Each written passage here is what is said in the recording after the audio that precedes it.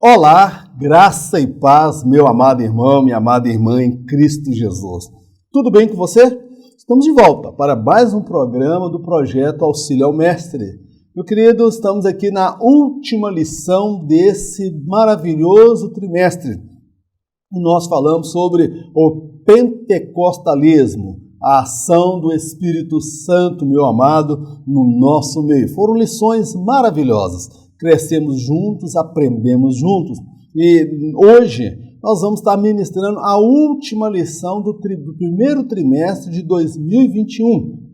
Um ano marcado por muitas perdas, pandemia, igrejas fechadas, pessoas debilitadas, as economias mundiais quebrando. Então nós vamos observar que a lição de hoje, a lição de número 13, o tema é Voltados os olhos para a bendita esperança.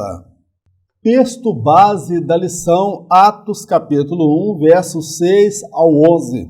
Aquele, pois, que se haviam reunido, perguntaram-lhe, dizendo, Senhor, restaurará nesse tempo o reino a Israel? E disse-lhes, não vos pertence saber os tempos ou as estações que o Pai estabeleceu pelo seu próprio poder.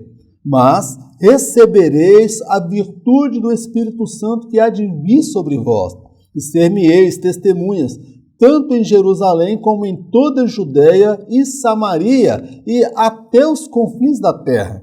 E quando dizia isto, vendo-o eles, foi elevado às alturas, e uma nuvem o recebeu, ocultando-o a seus olhos. E estando com os olhos fitos no céu, enquanto ele subia, eis que junto deles se puseram 2 varões vestidos de branco, os quais lhes disseram, varões galileus, por que estáis olhando para o céu? Esse Jesus, que dentre vós foi recebido em cima no céu, há de vir, assim como para o céu o vistes descer. Falando da volta de Jesus. Quando nós falamos da volta de Jesus, conforme os anjos disseram que ele voltaria, da mesma forma como eles o viram subir, ele voltaria. Ali os anjos estão falando necessariamente acerca do milênio, tá bom, meu amado? Nós somos do postulado, irmão, que Jesus voltará por sobre as nuvens no primeiro momento, revestido de glória e poder para buscar a sua igreja. Então nós somos do postulado do arrebatamento. Jesus virá conforme foi predito pelos anjos, como ele também falou que viria. Mas ele vai voltar no primeiro momento, a parousia, que é a volta do Senhor, ela tem 2 momentos distintos. Ele volta exclusivamente para a igreja no arrebatamento e depois ele volta com a igreja para instaurar o milênio. No primeiro momento ele volta somente para os salvos, pois somente os salvos o verão. O mundo não verá o Senhor. O crente carnal também não verá o Senhor. O crente joio também ele não verá o Senhor. E nesse dia do arrebatamento, meu amado, da igreja, conforme nós cremos, no nosso postulado, nós somos pré-tribulacionistas, será uma alegria incontida, jamais vista para os salvos, aqueles que subirem. Agora, para quem vai ficar, vai ser uma tristeza, uma frustração e um desespero, meu amado, sem precedente. Hoje, a porta da graça ela está aberta para todos, meu amado, mas ela vai se fechar um dia. Quando a igreja for retirada da terra, a graça de Deus não será tão abundante como nós a temos hoje. Haverá salvação, sim, na grande tribulação, mas será no meio de morte, no meio de muito sofrimento. Então, meu amado, vamos fazer de tudo para nós participarmos do arrebatamento da igreja. Breve o Senhor virá. Nesse primeiro momento, nós vamos compreender que Jesus ele voltará sim a este mundo. Ele voltará para estabelecer o milênio. A Bíblia fala que ele vai pisar no Monte das Oliveiras e o monte vai se fender ao meio, vai rachar no meio. Ele vai estabelecer Jerusalém como a sede mundial do mundo, vai ser a sede da capital do mundo, vamos dizer assim, Jerusalém, e de lá ele vai governar o mundo, e a igreja vai reinar com ele, ou seja, a igreja vai ocupar os cargos que nós compreendemos hoje, presidente, governador, senador, deputado, prefeito, vereador, todos serão ocupados pelos salvos em Cristo que vão reinar com o Senhor. A vinda de Cristo. A maioria das denominações crê na volta de Jesus em glória, ocasião em que ele virá para estabelecer seu reinado aqui na terra. Também cremos assim, com uma ressalva. Acreditamos que a igreja será retirada da terra antes que se inicie a grande tribulação. Alguns afirmam que não há uma doutrina bíblica quanto à retirada sobrenatural de uma multidão de pessoas da terra. Vale ressaltar que nos dias de Noé também não havia uma doutrina acerca do dilúvio. Todavia, ele ocorreu, pois tratava-se de uma promessa. Quando nós falamos da vinda do Senhor, dentro das denominações, irmãos, todas elas são unânimes. Acreditar que Jesus voltará. Ele voltará para julgar os vivos e os mortos, ele voltará para estabelecer o seu milênio. Nós também compreendemos assim, mas agora com uma ressalva. Nós compreendemos que ele vai voltar num primeiro momento exclusivamente para a igreja. A igreja, ela não vai passar pela grande tribulação. A igreja, ela será retirada da terra. Também, meu amado, nós precisamos compreender o seguinte, que quando se der a grande tribulação, meu querido, aqueles que ficarem aqui terão sim oportunidade de salvação. Vai haver muita salvação na grande tribulação. Alguns entendem que o Espírito Santo será retirado da terra. O Espírito Santo nunca será retirado da terra, amado. Alguns teólogos, eles afirmam que é o seguinte, que acerca do arrebatamento, que não há uma doutrina bíblica concernente ao arrebatamento. Porque na teologia, para se compilar uma doutrina, precisa pelo menos de 5 referências bíblicas abordando aquele assunto. Agora eu quero te dizer o seguinte, nos dias de Noé, qual era a teologia que tinha acerca do dilúvio? Não havia também uma doutrina, não há uma doutrina do dilúvio. Nós precisamos compreender que nos dias de Noé se tratava daquilo que Deus havia falado com ele. Constrói uma arca, eu vou trazer chuva e vou trazer o juízo sobre a terra. Foi uma promessa. Noé creu, e porque creu, ele obedeceu. O arrebatamento da igreja, se ele não for considerado como uma doutrina, como uma vez os teólogos compreendem, ele é uma promessa da parte do Senhor. Ele diz que voltará, ele vai buscar a sua igreja. Paulo, ele é categórico ao afirmar que no abrir e fechar de olhos, nós seremos arrebatados, encontraremos com o Senhor por sobre as nuvens, os que morreram ressuscitarão primeiro, e nós receberemos o corpo transformado e encontraremos com os que morreram em Cristo Jesus de todos os tempos, de todas as eras, entendeu? Eles se ressuscitarão. Alguns teólogos, muitos teólogos não creem que haverá uma retirada de uma multidão de pessoas assim, de forma sobrenatural. Nesse sentido, nós cremos na vinda de Jesus em 2 etapas. Ele vem primeiro para buscar a igreja, o seu povo, de todos os tempos, de todas as eras, e ele vem depois com a igreja para estabelecer o seu milênio, e nós reinaremos com ele. Assim cremos, assim compreendemos e assim ensinamos. Me causa um tanto de espanto por conta da casa publicadora, que, sabedora desse nosso postulado, esse material hoje, ele não é incisivo, ele não fala da vinda do Senhor em 2 etapas. Isso para mim aí parece que estão querendo mudar, se adequar a outra teologia. Eu continuo firme, porque o meu compromisso não é com a casa publicadora, o meu compromisso é com a palavra, o meu compromisso é com a minha consciência, o meu compromisso, meu amado, é com as minhas convicções acerca da palavra de Deus. Eu creio,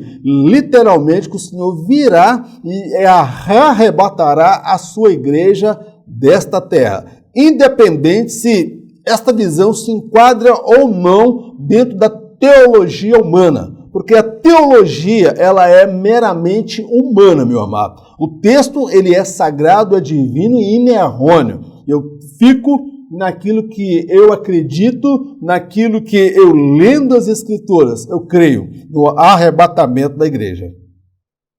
Uma promessa de Jesus.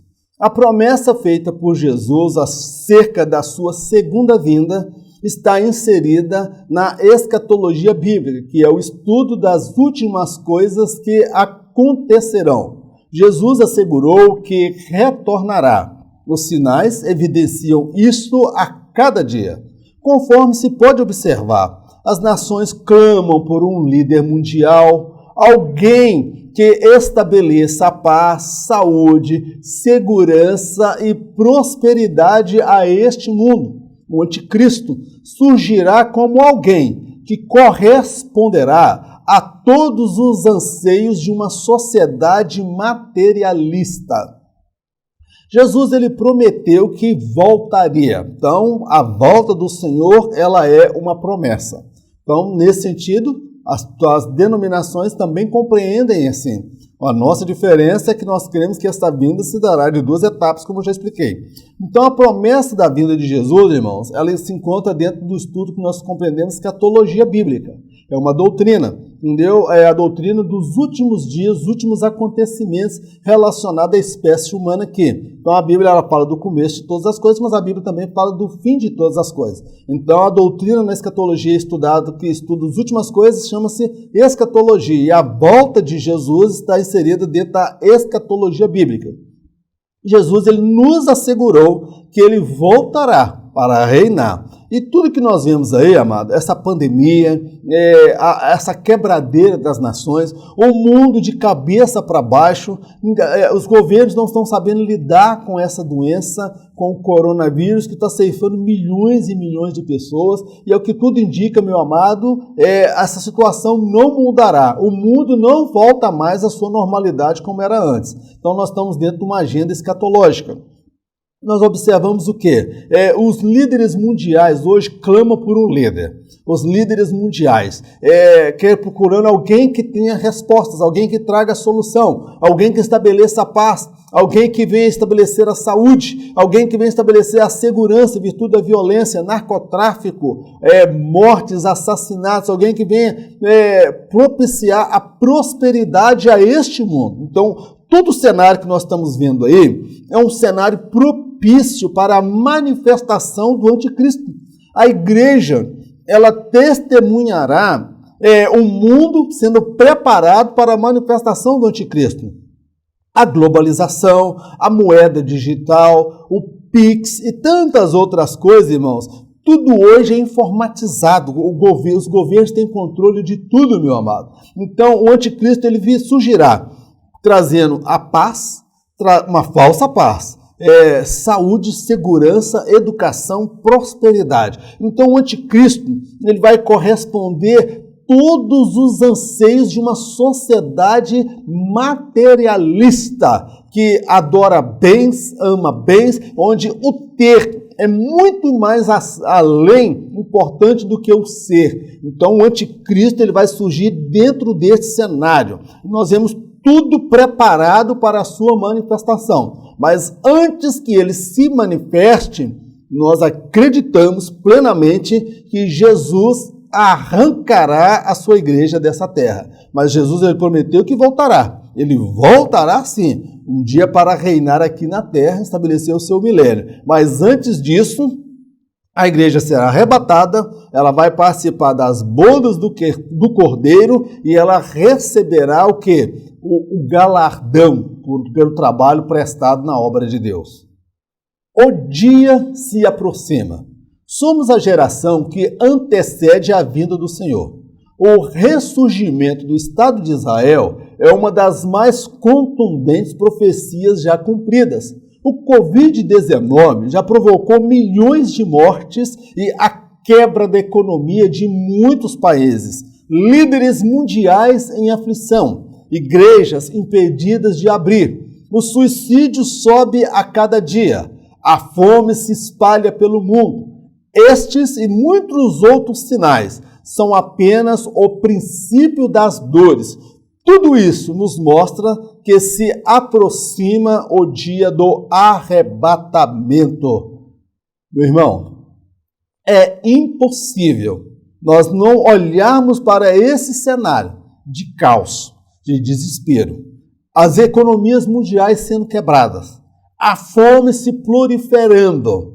O Covid-19 tem provocado caos, depressão, pessoas com tendência suicida, pessoas sofrendo de vários distúrbios psicológicos, pessoas não tendo acesso à alimentação, pessoas entrando para a linha da miséria, a linha de pobreza, líderes mundiais em aflição, tentando vacina. Quando logo surge uma vacina, vem uma variação do vírus, que muitas vacinas não sabem nem a eficácia dessas vacinas. Igrejas impedidas de abrir, como muitos irmãos do Nordeste, aqui no Brasil, não estão podendo reunir, congregar, fechando igreja, fechando comércio, fechando empresa, fechando tudo. As nações estão à beira do caos, irmãos. Nós estamos à beira de um colapso social, um colapso mundial. A fome se espalhando pelo mundo, irmão. O mundo está em desespero, irmão. É possível nós não olharmos para isso e não fazermos uma leitura, que isto são os princípios das dores. A igreja, ela vai passar pelo princípio das dores. Ela não vai passar pelo parto, mas o princípio das dores, a igreja ela vai passar. E antes que venha, de fato, a grande tribulação, Jesus ele vai tirar a sua igreja. Então, todos esses elementos e muitos outros, irmãos, nos mostram que a volta do Senhor está muito próxima. Vamos lá observar o ressurgimento do Estado de Israel. Lá por volta do ano de 1948, um brasileiro, Oswaldo Aranha, ele deu o voto Minerva para a criação do Estado de Israel. E a profecia dizia: pode uma nação nascer em um só dia? Israel, meu amado, depois de centenas de anos, se não milhares de anos, andando disperso, sem terra, sem espaço, após a Segunda Guerra Mundial, instituiu-se o Estado de Israel. Aquilo ali, a partir do crescimento de Israel, do desenvolvimento, é a figueira. Quando a figueira começa a florescer e dar os seus frutos, Israel hoje é uma das maiores potências do mundo, tanto na economia quanto bélica, meu querido. Então Israel está alcançando o seu apogeu, mas o Senhor, ele voltará. Então nós precisamos fazer essa leitura, que tudo nos mostra que o Senhor está voltando. Precisamos estar ligados e antenados. Amém, meu amado? A necessidade da vigilância. Jesus ele falou para os seus discípulos: vigiai e orai. Então a vigilância, irmãos, ela é fundamental. Orar é importante, mas nós precisamos aprender a vigiar. Então a volta do Senhor, nós precisamos ter muita vigilância, porque a Bíblia fala que ele virá como ladrão da noite, tá bom? Aí alguém fala assim: mas todo olho verá na segunda vinda, quando ele vem para reinar, ele vem para Jerusalém. Ele virá como ladrão da noite, meu amado, para a igreja. Ele virá no momento que ninguém está esperando. Ele voltará somente para aqueles que estão em comunhão. Então nós precisamos vigiar para estarmos atentos para o toque da trombeta. Exortação à vigilância. Jesus foi categórico em seus ensinamentos acerca da necessidade do crente estar vigilante. Isto porque ele corre o sério risco de se envolver tão somente com as questões que lhe dizem respeito e não dar a devida atenção à sua vida espiritual. A parábola das virgens talvez seja a mais esclarecedora quando se trata da necessidade de vigilância e o estar em plena comunhão com o Espírito. Não basta apenas esperar pelo noivo. É preciso ter o precioso azeite. Jesus ele proferiu várias parábolas para falar acerca da sua volta. Quando ele fala da parábola das virgens, meu amado, ali a ênfase de Jesus dá ênfase em dois elementos. A necessidade de estar vigilante, aquelas noivas estavam esperando, mas a necessidade de ter azeite na botija, azeite na lâmpada. E este azeite representa o quê? A comunhão com o Espírito Santo. Jesus ele disse que os seguidores dele tinham que estar atentos, vigilantes. O que é estar vigilante? É a coisa mais importante. Você já viu quando você vai ferver leite? Quando eu era menino, minha mãe mandava eu vigiar o leite, irmãos. E a gente colocava o leite, ia ferver o leite, e a gente ficava lá olhando. Mas tinha Pantera cor-de-rosa, tinha os desenhos, tinha o Tarzan, tinha lá o Zorro, e a gente acabava desviando a atenção. Daí a pouco estou lá assistindo o desenho, derramava, irmão. Irmão, mas era umas correadas da boa. Então, o cristão precisa compreender que ele precisa estar em vigilância. O caldo pode derramar, pode ferver a qualquer momento, meu querido. E Jesus fala de estar vigiando. Por quê? Porque o cristão, ele corre o risco, eu corro, você corre, de nós nos envolvermos com questões que dizem, de repente, somente os nossos interesses. Nós estamos muito preocupados com os nossos projetos, com as nossas realizações pessoais, com comprar, adquirir, ter, negociar. Eu não estou dizendo que nós não possamos fazer isso. Nós devemos sim pensar no futuro melhor. Mas o arrebatamento, meu amado, ele deve ser o foco, a nossa prioridade, porque se nós não tivermos isso como prioridade, nós corremos o risco, irmão, de não dar devida atenção para a nossa vida espiritual. Daí nós vamos compreender por que Jesus profere a parábola das virgens, as virgens loucas e as virgens prudentes. Duas palavras são a síntese desta parábola.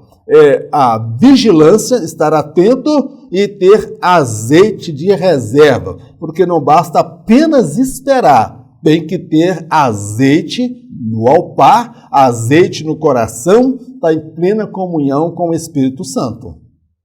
Os alarmes falsos. Quando se fala da volta de Jesus, é preciso ter muita prudência e discernimento, pois a precipitação pode induzir a erros como já ocorreram no passado.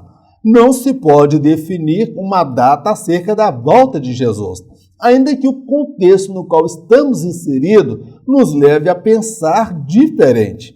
É sempre bom estar vigilante para não pender para os extremos, pois trata-se de um evento que engloba vários elementos de caráter histórico, político, social, econômico e espiritual. Quando nós falamos dos falsos alarmes, irmãos, historicamente, algumas pessoas já marcaram o dia e a data, o mês da volta de Jesus. Já aconteceu sim. E isso não é só nos nossos dias, não. Lá atrás, no passado, alguém já dizia que Jesus já havia voltado. Outros marcaram até data. Quando nós falamos da volta de Jesus, irmãos, a gente tem que tomar muito cuidado para não afirmar o que a Bíblia não afirmou, para não esclarecer o que a Bíblia não esclareceu, para não dar voz aonde a Bíblia se cala. A Bíblia não estabelece a data exata, a Bíblia fala dos sinais. A Bíblia fala dos sinais e fala do princípio das dores. Então a gente precisa ter discernimento, porque a precipitação, como já ocorreu em tempos atrás e continua ocorrendo, de pessoas marcar a data da volta de Jesus. Eu conheço pessoas que marcou a data da volta de Jesus para o ano de 2020. Tem gente que já marcou a volta de Jesus no nosso dia para o ano de 2000. Outros estão falando que é 2022, 2000. Não, a gente não tem que marcar a data, irmão. A gente tem que ter vida com Deus, é vida no altar. Ele virá como um ladrão na noite, efeito surpresa. Quando tudo parecer que está bom, maravilhoso, ele vem num momento que ninguém está esperando, irmão. Mas ele está se referindo ao mundo e à igreja, a gente está preparado. Não podemos definir uma data a volta de Jesus. Aí nós vamos, irmão Mauro, nós temos o Covid, nós temos a fome, suicídio, nós vemos aí as economias quebrando. Jesus vai voltar nesse ano de 2021, irmão. Isso aí é um pecado, é um perigo muito grande. Muita gente já entrou por esse caminho, deu com os burros na água. Meu irmão, a gente não come, não perde nada por ser igual mineiro. Mineiro não perde o trem, mineiro come pelas beiradas, irmão. Não seja precipitado, ficar marcando data para a volta de Jesus, irmão. Porque a gente não sabe quando vai ser isso, não. É sempre bom estar vigilante para a gente não entrar para os extremos. Quais são os extremos? Jesus está voltando agora no ano de 2021. Eu acho que até junho Jesus está na área aí, está buscando a igreja. Isso é um extremo. O outro extremo, que Jesus não vem coisa nenhuma, sempre teve fome, morte, nação contra nação, doença, peste. é aquele que acredita que não vai acontecer, é aquele que acredita que vai acontecer esse ano, ou aquele que já marcou até data. Então a gente toma cuidado, irmão, porque muitas heresias já foram introduzidas quando o assunto é falar de arrebatamento da igreja, tá bom, meu amado? Porque o arrebatamento de igreja envolve vários elementos, irmãos, de caráter histórico. Nós temos que ter uma leitura da história, caráter político, porque o anticristo vai surgir dentro desse cenário, caráter social, econômico e espiritual. São vários elementos. Então, a gente precisa o quê? Andar em conformidade com a palavra, cuidar da nossa vida espiritual, testemunhar de Cristo, mas cuidado com os falsos alarmes, com aqueles que vêm falar. Eu conheço pessoa que já falou que esse ano, 2021, Jesus volta, irmão. Meu irmão, a gente não pode fazer essa afirmação, porque nem Jesus falou que essa data está reservada para a Trindade. Somente a Trindade sabe isso, e nem os anjos sabem, irmãos. O nosso papel é estar vigilantes quanto à volta do Senhor. Vivendo com fidelidade. Nesse tópico da lição, nós vamos compreender a importância da fidelidade. A fidelidade, ela faz parte do caráter cristão, amado. É impossível alguém dizer que serve ao Senhor se ele não é fiel à fé, à palavra de Deus, aos princípios, à pureza, o nascer de novo. Então não é possível alguém que se diz cristão viver os prazeres e as orgias que este mundo oferece e ficar aguardando a morada no céu. Então, meu amado, Jesus, ele exige por parte dos seus seguidores a fidelidade. Se não houver fidelidade, meu amado, ninguém verá o Senhor. Se não houver santidade, fidelidade a propósito, a palavra empenhada, quando nós aceitamos a Jesus, meu querido, vai ficar do lado de fora. Então nós vamos falar aqui da necessidade da fidelidade. Definição. Ser fiel é permanecer firme ante um compromisso assumido.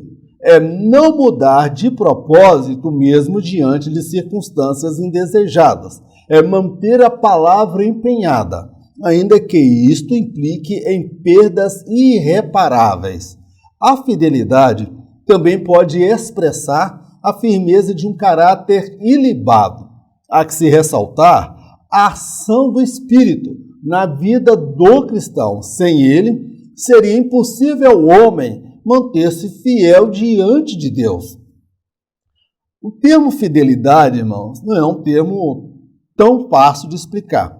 Então, vou tentar aqui de uma forma prática. Eu poderia ter pegado um dicionário, mas eu quero falar aquilo que o Senhor comunicou ao meu coração. Então, ser fiel é aquela pessoa que se mantém firme diante de um compromisso assumido. Por exemplo, um casamento. O pilar do casamento, o que vai nortear o casamento, não é o amor, é a fidelidade.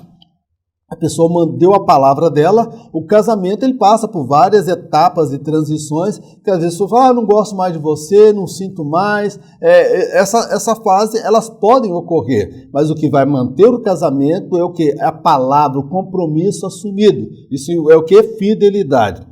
É não mudar de propósito, mesmo diante de circunstâncias indesejadas. Eu aceitei a Jesus lá no ano de 93 e já passei por muita coisa difícil aí, meu amado. Então, a pessoa que tem fidelidade, ela não muda por conta das circunstâncias indesejadas. Ah, Senhor, mas eu não sabia que eu ia passar por isso.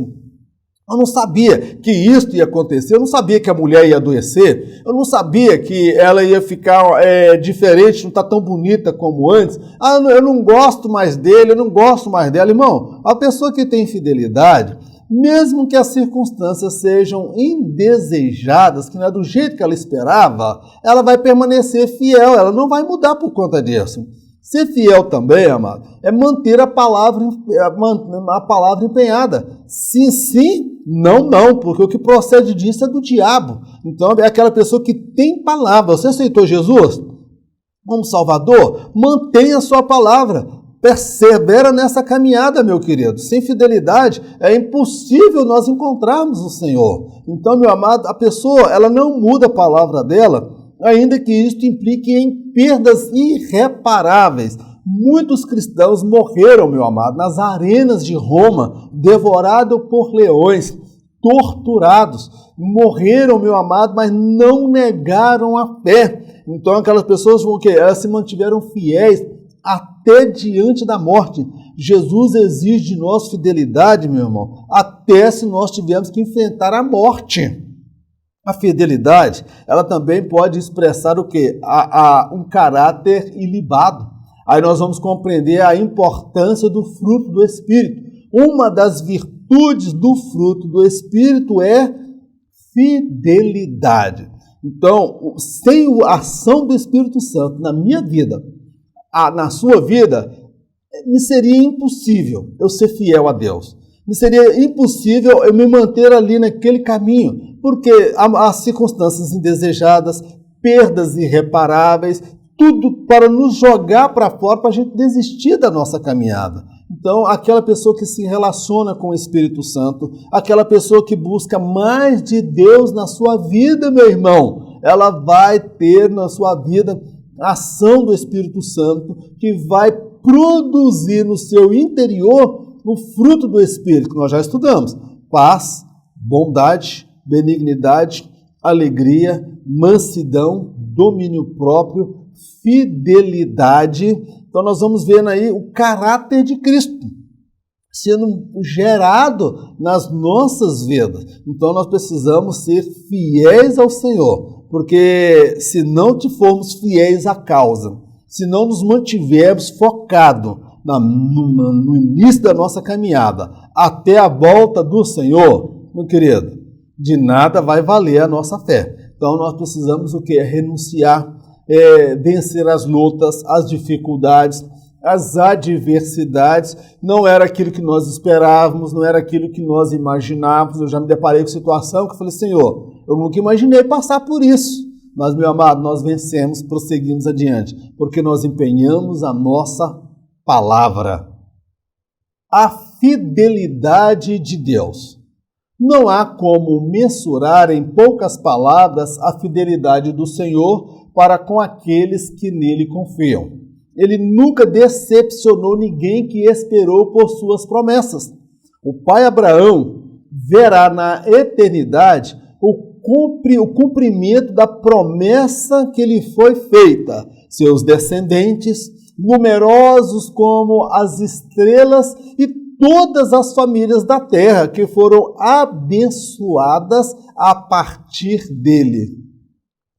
Deus, ele é fiel. Eu acho que desnecessário abordar essa temática aqui, falar da fidelidade de Deus, porque eu não tenho como falar da bondade, da fidelidade de Deus aqui, meu amado, dentro desses pequenos subtópicos aqui de alguns minutos. Mas eu destaquei o seguinte, que Deus, ele nunca decepcionou ninguém que esperou por suas promessas. Não há ninguém que no leito de morte se arrepende de ter aceitado Jesus. Muitas pessoas no leito da morte se arrependem de muita coisa que ele fez na vida e muita coisa que ele não fez. Mas nunca houve na história alguém que se arrependesse no leito da morte de ter aceitado Jesus.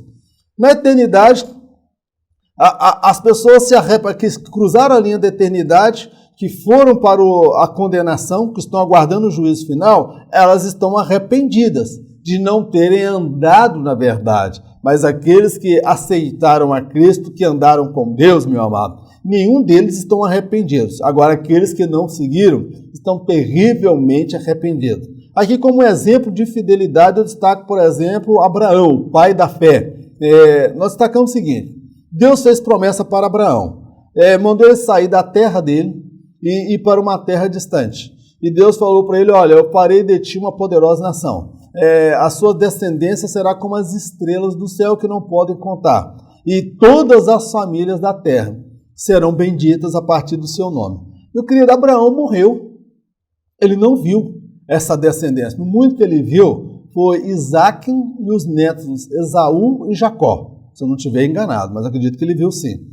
Nós vamos observar o seguinte: Abraão não viu a promessa, Abraão não viu o povo dele no Egito, ele não viu o povo sendo retirado do Egito, ele não viu o povo tomando posse da terra prometida, ele não conheceu Moisés, não conheceu Josué, Caleb, os profetas. Abraão, ele morreu sem ver o cumprimento da promessa de Deus na sua vida. Então nós precisamos compreender que a fidelidade de Deus, ela perpassa esta vida, meu amado. Porque se nós esperamos a Cristo somente, né, para esta vida, nós somos os mais miseráveis dos homens, meu amado. Então há muitas promessas que Deus tem na nossa vida, na minha vida, na sua, nós só veremos na eternidade. Abraão descansou. Ele não viu a descendência dele numerosa como as estrelas da terra. Ele viu as estrelas no céu. Abraão viu? Não. Mas na eternidade ele verá. Deus dirá para ele: Abraão, vê essa multidão que está chegando aí?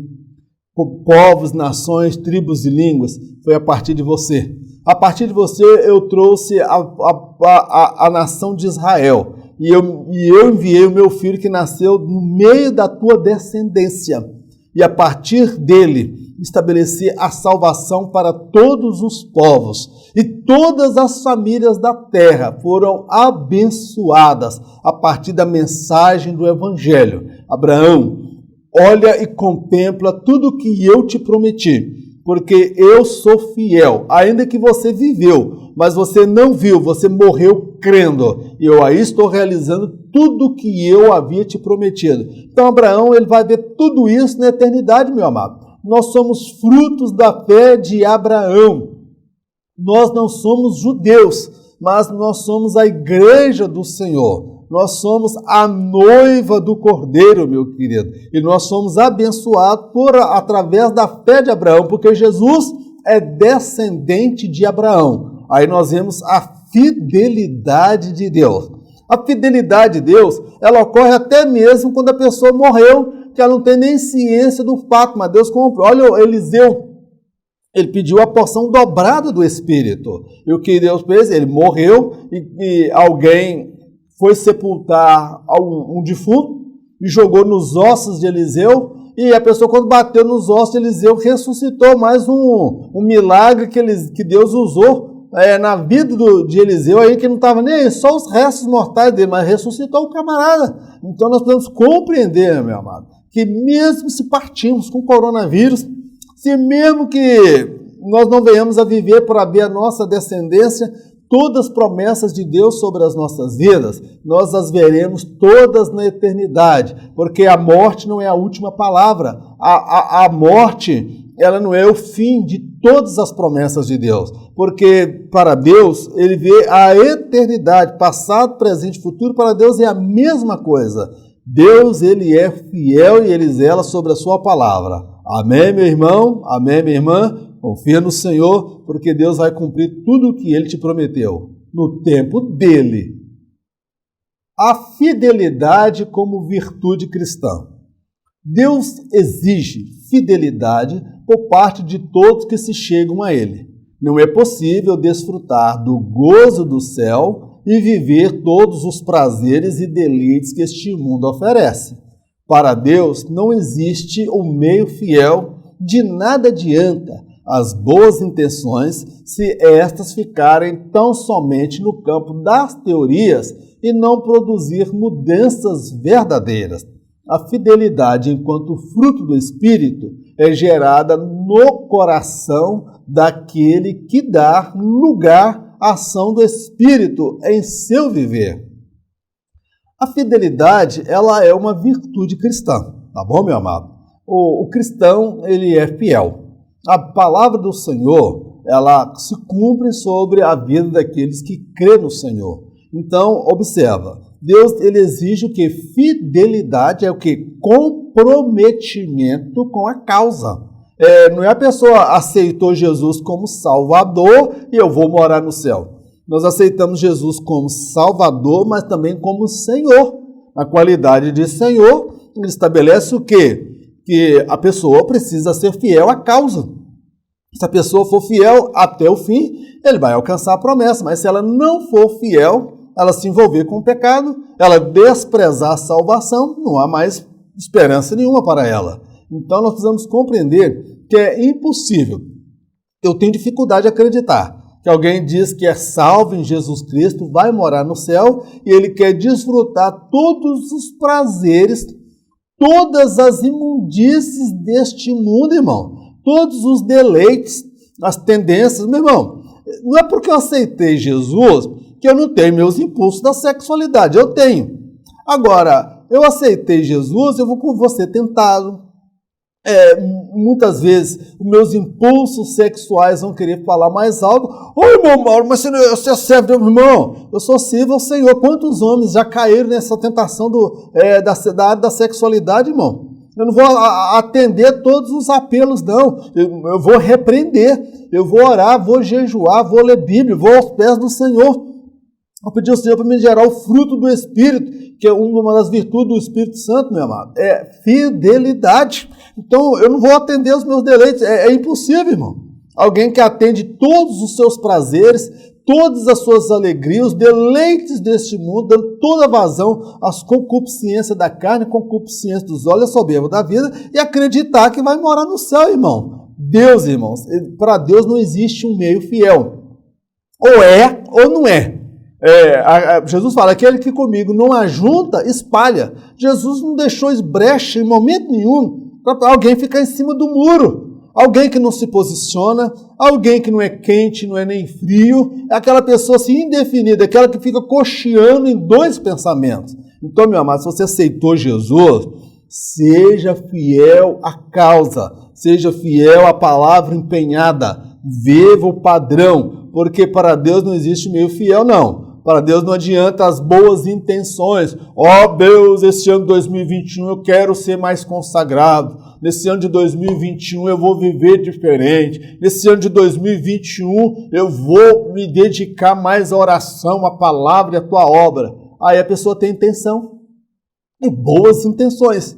Mas o que adianta boas intenções se essas intenções ficarem só no campo da teoria, somente da vontade? Elas não se concretizam, elas não geram mudanças verdadeiras. Então, o que adianta a boa intenção, meu amado? Há pessoas que se quebrantam até diante da palavra e falam, meu Deus, eu vou ser diferente, não vou fazer mais. Mas amanhã está fazendo a mesma coisa, irmão. Irmão, nós precisamos nos envolver com as coisas de Deus, irmão. Nós precisamos ser fiel e dedicado. Então, a fidelidade, eu quero trazer uma boa notícia para você, ela também é uma característica do fruto do Espírito. Nós precisamos pedir que o Espírito Santo venha gerar esse fruto em nós, com a oração, jejum e estudando a palavra. O Espírito Santo ele vai gerar esse fruto. Aí nós vamos ter força para permanecermos fiéis ao Senhor. Tempos e estações. Quando Jesus respondeu aos discípulos acerca dos tempos e estações, ele estava deixando claro que a missão deles era pregar o evangelho, curar enfermos, expulsar os demônios e fazer discípulos. Quanto ao tempo do fim, isto não estava ao alcance deles. Este assunto diz respeito tão somente à Trindade. Desta forma, compreendemos que nosso foco deve estar voltado para a pregação do evangelho e não em perder tempo com especulações que para nada servem. Quando nós falamos acerca da vinda de Jesus, amado, alguns Jesus fala assim, olha, não compete a vós, vocês saberem os tempos e as estações. Os discípulos queriam, Senhor, será nesse tempo que o Senhor vai restaurar a sorte de Jerusalém, que nós vamos sair do domínio, da escravidão do Império Romano, o Senhor vai nos tornar uma nação autônoma, independente e soberana. Jesus falou, olha, quanto aos tempos e às estações, não compete vocês saberem disso. Isso aí é um assunto que diz respeito à Trindade, ao Pai, ao Filho e ao Espírito Santo, tá bom, meu amado? Então, Jesus ele não nos deu o direito de querer marcar a data da vinda dele, quando exatamente isto se dará. Pode ser nesse ano de 2021, pode não ser, mas a verdade é que eu tenho que estar preparado para ser qualquer momento. Eu tenho que estar preparado, que pode ser daqui a qualquer instante, meu amado. Pode ser no momento que eu posso estar distraído. Então, é o efeito surpresa. Ele virá como um ladrão na noite, tá bom? Ele vem para a igreja. Quando a Bíblia fala que todo olho o verá, está falando da volta dele para reinar, estabelecer o seu milênio. Quanto ao tempo do fim, que muito se preocupa em marcar data, especular. Eu gosto de grupo de estudo, meu amado, acerca da escatologia bíblica. Mas eu fico com o pé atrás quando eu vejo alguns grupos de estudantes, pessoas envolvidas, quase que marcando, alguns são categóricos a afirmar acerca da vinda de Jesus. Vai pegar aquela matemática que fala lá da saída do povo, quando o povo volta, sai do cativeiro, e as 70 semanas de Daniel, e vão fazendo cálculos aí. Meu irmão, não compete a mim, não compete a você estabelecer data, compreender o tempo, as estações. Os sinais, as dores estão aí. Eu não posso afirmar que ele está voltando agora, mas olha, quando eu olho tudo isso, essa pandemia, as nações em desespero, o status quo do mundo, ou seja, aquela vida que todo mundo levava, né? Aquele cotidiano, foi tudo mudado. O mundo não volta mais ao que era antes, meu amado. O mundo foi antes do coronavírus e depois do coronavírus. Eu creio absolutamente que nós estamos vivendo uma agenda escatológica. Mas agora eu não posso cometer a loucura, a insensatez de falar que Jesus vem nesse ano de 2020. A nós foi dada a responsabilidade de pregar, curar enfermos, expulsar demônio, fazer discípulos, vivermos em santidade e aguardar a volta do Senhor. Agora, quanto ao tempo e às estações, isso é uma coisa que envolve a Trindade. E eu não posso dar um passo além daquilo que a palavra me permite. Caso eu o faça, eu vou estar introduzindo heresias na obra de Deus. Meu amado, encerramos aqui a lição de número 13, a última lição desse trimestre. Eu louvo a Deus pela sua vida, pela sua família. Eu agradeço ao Senhor pelos aqueles irmãos que têm orado pela nossa vida, por esse ministério. Próximo trimestre está batendo na porta aí, na próxima lição que eu vou estar ministrando, já será a primeira lição do segundo trimestre. Eu vou ter que fazer uma mudança na minha política de estar enviando o material em PDF. Eu produzo esse material, meu amado, com muito temor de Deus, com zelo. Levam dias para ser elaborados, para editar, para gravar e enviar para as pessoas. São mais de 25 mil pessoas no canal. E, infelizmente, eu conto aí hoje com pouquíssimas, mas pouquíssimas mesmo, irmão, pessoas que têm se apresentado para nos socorrer. Eu estou orando a Deus e quero estabelecer aqui que, no decorrer desse trimestre, o Senhor há de levantar 300 valentes, 300 homens e mulheres movidos pela fé, que compreendem que esse projeto Auxílio ao Mestre ele não é do irmão Mauro, ele não é do presbítero Mauro. Esse projeto ele é de Deus. Você me ajudando, tanto na oração como com recursos, você vai estar me possibilitando abençoar 25 mil pessoas, enviar material para professores e professoras da escola bíblica dominical. Você fazendo assim, você vai estar abençoando famílias, você vai estar abençoando lares, você vai possibilitar que milhares de pessoas no Brasil e fora do Brasil tenham acesso a esse conteúdo. E se você acredita que esse projeto é de Deus, eu gostaria que você me mandasse uma mensagem no privado. Meu telefone está aí, meu WhatsApp. Eu quero falar com você. Eu quero que você me mande uma mensagem. Eu vou cadastrar você no grupo dos 300 e nós vamos ter interação. Nós vamos produzir conteúdo especial para esse grupo de 300 pessoas que vão estar somando nesse projeto. E se o Espírito de Deus falar ao teu coração, ajude-nos, porque nós queremos prosseguir adiante nesse projeto. Vamos orar ao Senhor nosso Deus? Senhor, nós te agradecemos por mais esse estudo da tua palavra. Toda honra, toda glória, todo louvor sejam dados a ti. Toma as nossas vidas nas tuas mãos. Prepara-nos, ó Pai, para a gloriosa vinda do Senhor. Prepara-nos para o dia do arrebatamento. Pai, nós cremos que o Senhor virá um dia para estabelecer o milênio. O Senhor há de julgar, meu Pai, todos os homens, o Senhor há de julgar as nações. Meu Deus, mas nós cremos que o Senhor virá como um ladrão na noite. O Senhor virá para buscar a sua igreja. nós vamos participar das bodas do Cordeiro. Nós vamos comparecer perante o tribunal de Cristo, onde nós receberemos o galardão. Meu Deus, santifica a nossa igreja, santifica nossos irmãos, santifica a minha casa, minha família, meu lar, santifica a minha vida. Dá-nos uma vida de vigilância, dá-nos o fruto do Espírito, meu Pai, dá-nos fidelidade à causa, que nós permaneçamos firmes, mesmo diante das adversidades, das dificuldades. Pai, nós te agradecemos, ó Pai, por tudo, certos da resposta, no nome de Jesus. Amém. Que o grande amor de Deus, a graça do nosso Senhor e Salvador Jesus Cristo, as doces consolações do Espírito Santo de Deus, seja com todo o povo de Deus, não somente hoje, mas para todos sempre. Em nome de Jesus, amém. Glórias ao nome do Senhor. Irmão, eu tenho uma notícia para te dar. Eu não sei se eu vou ministrar o próximo trimestre de 2021. Que pena. Porque em caso de arrebatamento, eu não estarei aqui para ministrar o próximo trimestre. Mas, se ocorrer o arrebatamento, nem eu e nem você estaremos aqui para o próximo trimestre. Em caso de arrebatamento, eu encontro com você sobre as nuvens. E sabe quem é que vai estar lá no alto, lá na ponta, esperando por nós? Ele, o amado das nossas almas, o nosso Senhor Jesus. Um forte abraço, fique na paz, Deus te abençoe, em nome de Jesus.